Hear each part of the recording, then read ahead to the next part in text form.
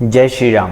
आज इस वीडियो में हम बात करेंगे जन्म कुंडली के अंदर बनने वाले शनि चंद्रमा के योग, जिसको जनरली विष दोष की संज्ञा भी दी जाती है। इसके क्या फल होते हैं और कब यह कुंडली में भंग भी हो जाता है, और प्रमुख रूप से हम यह समझने का प्रयास करेंगे कि किस तरह से यह योग कार्य करता है। तो आइए शुरू करते हैं आज के इस वीडियो को। यदि आप अपनी जन्म कुंडली अथवा ज्योतिष से संबंधित कुछ भी डिस्कशन करना चाहते हैं तो स्क्रीन पर दिए व्हाट्सएप नंबर पर मुझसे कांटेक्ट कर सकते हैं। सबसे पहले हम बात करें कि इस योग के बारे में जो कहा जाता है कि यह योग एक नकारात्मक योग है और व्यक्ति को जीवन में आर्थिक अवनति देता है, यानी कि फाइनेंशियल क्राइसिस, तंगी का फ्रस्ट्रेशन देता है, और घर में क्लेश, मानसिक अशांति, वैराग्यपन, ऐसी कई चीज़ों को यह व्यक्ति के जीवन में भरता है। परंतु इन सब फलों को समझने से पहले हमें समझना होगा कि यह योग एक्चुअली में कार्य कैसे करता है। तो इसको समझने के लिए कई लोगों से मैंने पूछा, जानकारी ली, तो कई लोग कहते हैं कि यह शनि और चंद्रमा की युति आपस में बन रही है। शनि एक नैसर्गिक रूप से क्रूर ग्रह है, पापी ग्रह है, और वहीं चंद्रमा शुभ ग्रह है, तो आ जाने से एक नकारात्मक दोष बन जाता है। परंतु एक्चुअली में हम ऐसा देखें तो चंद्र और मंगल की युति को शुभ कहा जाता है। यहाँ पर एक महालक्ष्मी योग बन जाता है। मंगल भी नैसर्गिक रूप से पापी ग्रह है, परंतु शनि चंद्रमा की युति को ही नकारात्मक क्यों माना गया है। तो इसके जब मैंने फलों को अध्ययन करने का प्रयास किया तो हमें देखना होगा कि जो इनके कारकत्व क्या क्या हैं, शनि के कारकत्व क्या हैं, चंद्रमा के कारकत्व क्या हैं। तो हम सबसे पहले बात करें चंद्रमा की, तो चंद्रमा हमारे मन को दिखाता है, इमोशंस को दिखाता है, भावनाओं को दिखाता है। चंद्रमा हमारी चंचलता का प्रतीक है। चंद्रमा 2.25 दिन में राशि परिवर्तन कर देता है। यह हमारे सुख को दिखाता है, माँ का कारक बनता है। हमारी जो प्रसन्नता है, जो हमारी हैप्पीनेस है, उसमें भी चंद्रमा का रोल है, क्योंकि बिना मन के प्रसन्न हुए हम कभी भी खुशी नहीं हो सकते, यानी मन से ही हमारी प्रसन्नता का डायरेक्ट लिंक है। तो चंद्रमा इसका कारक बन जाता है। और वहीं चंद्रमा बचपने को भी दिखाता है, और इसके अलावा कई अन्य महत्वपूर्ण चीज़ों का भी चंद्रमा कारक बनता है। वहीं शनि की बात करें तो शनि नैसर्गिक रूप से दुख का कारक बनता है, पीड़ा का, कष्ट का कारक शनि माना जाता है। शनि देरी को दिखाता है, विलंब को दिखाता है। आप सभी जानते हैं कि शनि 2.5 वर्ष तक एक राशि में गोचर करते हैं। तो इस इतनी लंबी अवधि तक गोचर करने की वजह से यह कहीं ना कहीं हमारे जीवन में भी देरी, विलंब, इन सब चीज़ों के कारक बनते हैं। शनि स्थिरता को दिखाता है, और वहीं वृद्धावस्था है, और इसके अलावा शनि मेहनत के भी कारक बनते हैं। अब इन दोनों के कारकत्व की हम यदि तुलना करें तो वहीं जो चंद्रमा है वो हमारे मन का कारक बन रहा है, वहीं शनि जो कारक है दुख का, पीड़ा का। जब मन पर दुख और पीड़ा हावी होने लगेगी तो कहीं ना कहीं यह एक नकारात्मक योग की तरह कार्य करता है। आप सभी जानते हैं कि चंद्रमा चंचलता का कारक है, वहीं शनि जो स्थिरता है, देरी, विलंब है, इन सब चीज़ों का कारक है। अब जब मन में चंचलता होगी, परंतु प्रकृति आपको रोकने का प्रयास करेगी, प्रकृति एक जगह बांधने का प्रयास करेगी, तो फिर क्या होगा, मन में एक फ्रस्ट्रेशन की भावना आ जाएगी। तो इस वजह से यह एक नकारात्मक योग के रूप में कार्य करने लगता है। वहीं शनि दुख को दिखाता है और चंद्रमा नैसर्गिक रूप से सुख का कारक है, तो दोनों ही एक दूसरे के बिल्कुल विपरीत हैं।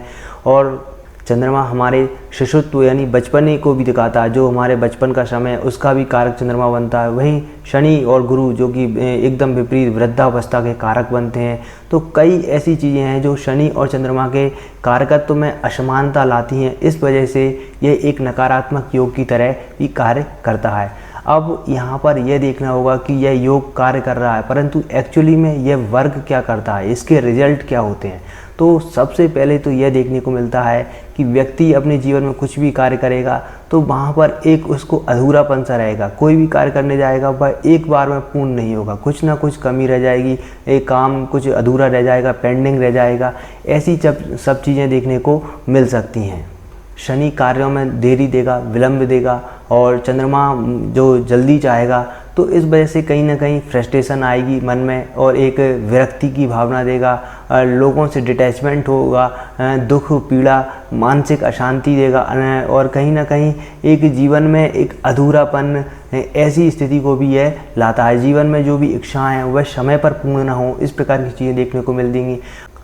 आप भोग विलास की वस्तुओं की तरफ जा रहे हैं, परंतु शनि इन सब चीज़ों से आपको डिटैच करने का प्रयास करेगा। यदि आप नेचुरली इन सब चीज़ों से दूर रहते हैं तो यह नकारात्मक योग की तरह कार्य नहीं करेगा, परंतु यदि आपका इन सब चीज़ों में लगाव है तो बहुत ही एक नकारात्मक योग की तरह भी कार्य यह करता है। शनि चंद्रमा की युति जब भी जन्म कुंडली में हो तो अक्सर यह देखा गया है कि व्यक्ति के जीवन में कुछ ऐसी घटनाएं हो जाती हैं जिनको वह आजीवन नहीं भूल पाता है। कुछ ना कुछ उसको कचोटती रहती हैं कि उस समय पर उसने ये काम कर लिया होता तो शायद आज कुछ अच्छा होता। तो ऐसे कुछ डेंट से लाइफ में हमेशा लग जाते हैं। इसकी वजह से मानसिक पीड़ा, त्रास व्यक्ति को आजीवन ही बना रहता है। ये अक्सर देखने में आता है। अब ऐसा नहीं है कि हर कुंडली में शनि चंद्रमा की युति हो तो ये समान ही फल देखने को मिलेंगे। इन फलों में वेरिएशंस, परिवर्तन भी देखने को मिल सकते हैं। तो यह परिवर्तन है वह इस चीज़ पर निर्भर करेंगे कि शनि और चंद्रमा की कुंडली में स्थिति कैसी है। तो कुछ पॉइंट्स हैं, उनको आप देखिए, यदि वो पॉइंट्स मिसमैच होते हैं तो यह योग भंग भी हो जाता है, यानी कि शनि चंद्रमा का जो दोष है वह कार्य नहीं करेगा व्यक्ति के जीवन में। तो सबसे पहले आपको देखना होगा शनि और चंद्रमा का बल।